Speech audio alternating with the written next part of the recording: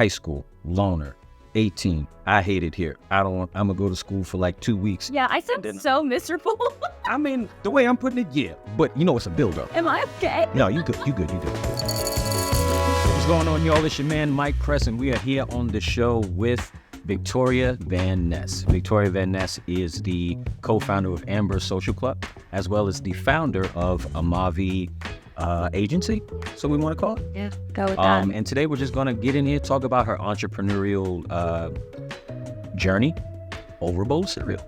Over a bowl of cereal. Mm-hmm. Now, before we even get into the cereal, what is your favorite cereal? Captain Crunch. But can you deal with like when it gets stuck in your teeth?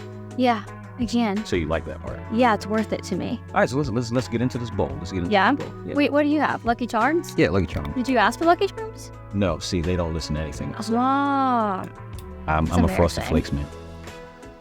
Are you serious? Let's not do this. Are you serious? Yes. Frosted Flakes? Yes. You're like the person that you go to the ice cream store and you get vanilla. Just plain vanilla. I feel with that. I feel with You that. should, because you're a vanilla kind of person. Whoa. Okay, Anyway, we're starting off to a great let's have our start. cereal. We're starting off to a great start. But, you know, I'm not mad at it, though. You're originally from Atlanta, Georgia, right? Yeah. What was it like growing up in Atlanta when you were? It was fine. I mean, I grew up a little bit in the suburbs. I grew up not loving Atlanta, not jonesing to move back or stay there. I ended up leaving. I ended up traveling for 5 years straight. All right, hold on. 18 years old. Yeah. I'm going to go travel the world. Was there, did you have, what you wanted to be when you grew up? Was there a job? No. No, you just... Nothing. I'm just here. I never wanted to go to college, and then I remember my high school graduation day, everyone around me was talking about where they're going to college. And then I was like, oh, shoot, I think I want to go to college. And my parents were like, what? Day off? Yeah, let's go. We're not paying tuition now. We thought we were getting off early. So I ended up signing up for community college because it was too late for me to apply anywhere. I think I made it to about 4 or 5 classes, and I just stopped going. And I dropped out after my first semester.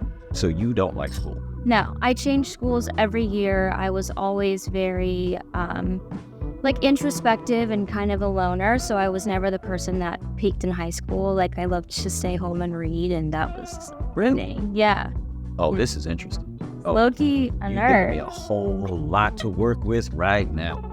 All right, Don't so judge me. no, I'm not judging. It's just high school, loner, 18. I hate it here. I'm gonna go to school for 2 weeks. Yeah, I sound so miserable.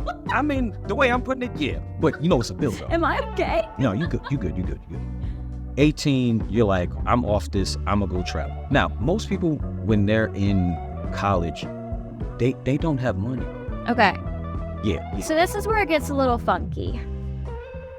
So I had a boyfriend, and he was an acrobat in the circus.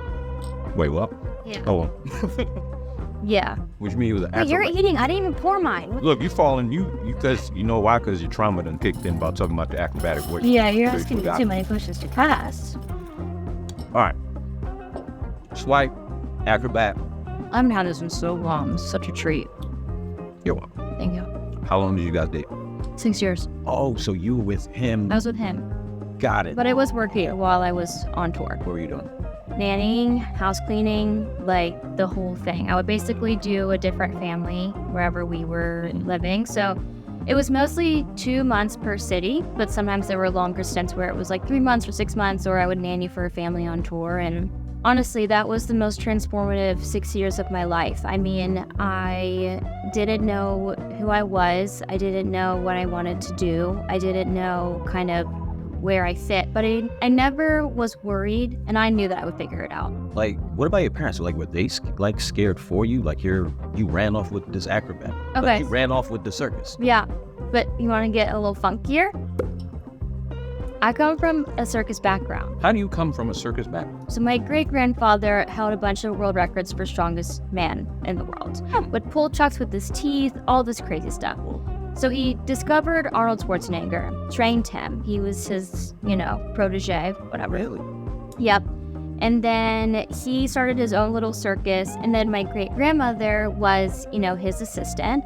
And then they had my grandmother, and my grandmother was, like balancing swords. She randomly met my grandfather. My grandfather was doing a balancing act. And then my mom was kind of just like the cute little baby that would take pictures with the lions and the tigers and the bears. The reason why your parents weren't worried was because they were like, she met someone at the circus. Yeah. She's gonna jump into the family business. Yeah, they were like, go on the ceiling and fly around. And you said, no, I'm good. And then I'm good. Yeah, but I grew up traveling, and I grew up changing schools, so I was never good with schedules and consistency. So when I left to travel, it was never something that was a question for me. But when I was there, I also used to have really bad social anxiety because I never really had a group of friends for so long. This is blowing up. So in that experience, I was stuck, with the same 10 people on tour, or, sometimes I wouldn't find someone that I obviously had common ground with, but you have to learn how to. And then I got to the point where, we were doing a European tour or North American tour, and I would just DM girls on Instagram in the city that we were in and be like, hey, do you want to grab a copy? Strangers? Yeah. Who? Hey, I'm in town. Don't make me sound like a freak. No, I gotta put it. Hey, I'm in town. Yeah. Don't know you, but would you like to hang out? Okay. I know it sounds weird. So backtrack a little bit. So when I started touring, I started a blog. This was in the era when blogs were becoming a really big thing. Okay. So I launched a blog. So I had a little bit of a following. So people knew I wasn't a serial killer, obviously. This connects up. Yeah. So then I would find other influencers or other bloggers and be like, do you want to hang out? So got popping a little bit with the blog, moved back to New York. Talk us what happened then. So I had my blog at this point, no college degree, no real work experience, but I knew I wanted to work in kind of the influencer industry. It was really new. And the only company I applied for, I ended up getting an interview for. And I went in there, it was for the most base level position. And I said, I will, work my way from the ground up. I just want to be here. I just want to learn everything that I possibly can learn. So how did you transition all of these experiences, leaving school, traveling the world, coming back, getting an internship? How did you transition that into your own first entrepreneurial venture? So had the great time at that job. We left back on tour, and I was thrust into living in Japan. And I was at a different company consulting, and I would be in the bathroom on the floor taking, my Zoom calls at 4 a.m. just to have the same time zone.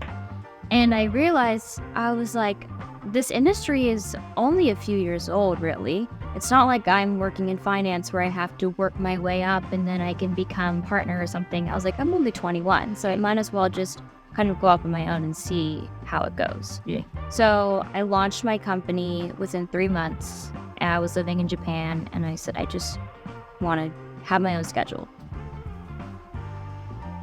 Your story is so interesting because, just stay with me. Mm-hmm. It's like I'm following you. The path was just like, I don't want to do this. I don't care. I'm leaving. I'm out. F you. I hate school. I'm gonna open my own company. Yeah. And I think that's kind of and you had full trust in yourself the whole time. And I think that's the real entrepreneurial heart, where it's none of this normalcy is for me. Yeah. I'm over here, and I'm gonna just go do it anyway. Now let's get to the good stuff. Okay. How do you open a single social club when you have social anxiety and you're a loner? That is the question I ask myself every day. What's the answer that you give yourself?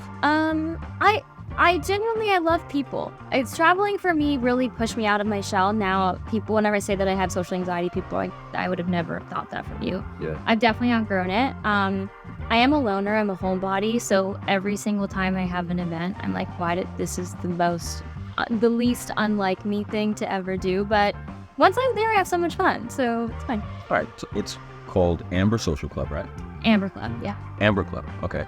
Located in New York City. Located in New York City. Okay. Are you dating someone now or with someone now? No, I'm single. I'm the football coach that doesn't play football. So you out there at Ambyr Club every week getting it crazy out there. Yes, but I don't date our members. Oh.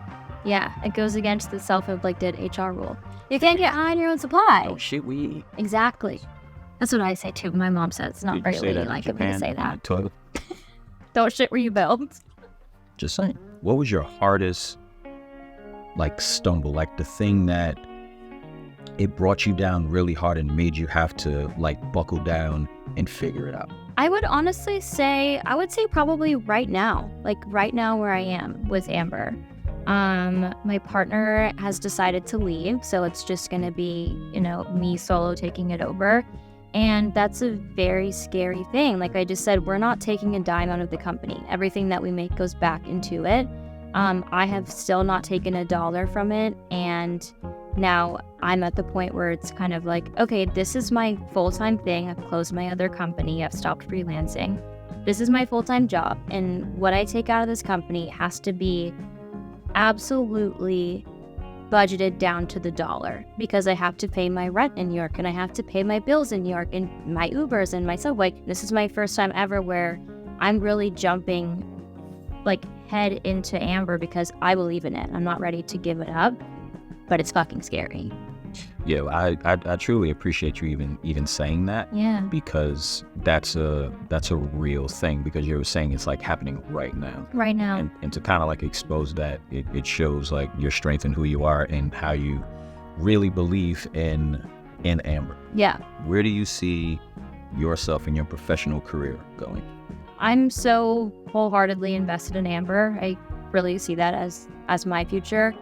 I think especially in the dating landscape, I think that what we're building is really important.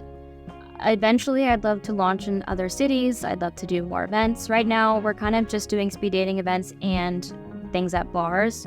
I want to take it and make it, like a daytime thing at the park, or you're going to go play pickleball or whatever. Just giving different kinds of people different ways to connect. Yeah. Which is also something that's really interesting about Ambyr within itself. Like we launched just with the speed dating events, and we started noticing all of the girls became best friends.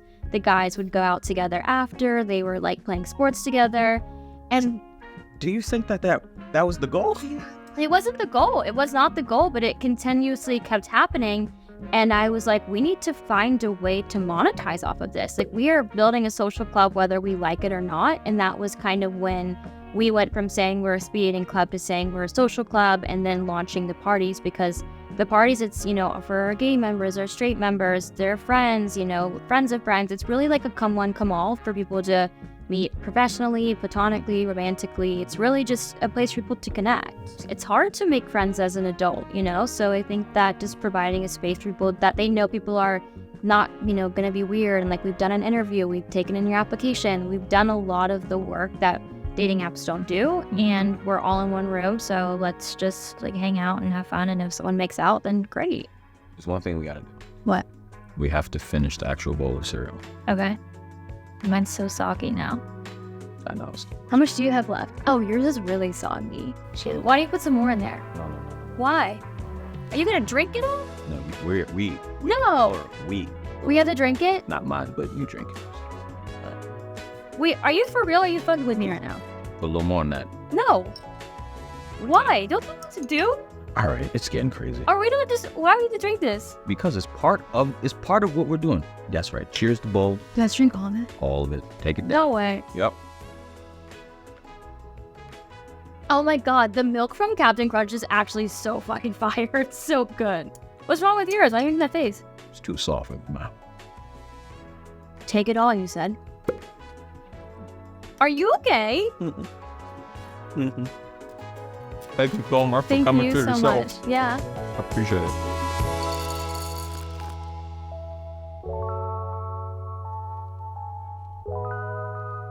Thursday, I'm gonna be there. Can't wait to see you clean up shop. Clean up. I want you to leave and have every woman out just following you.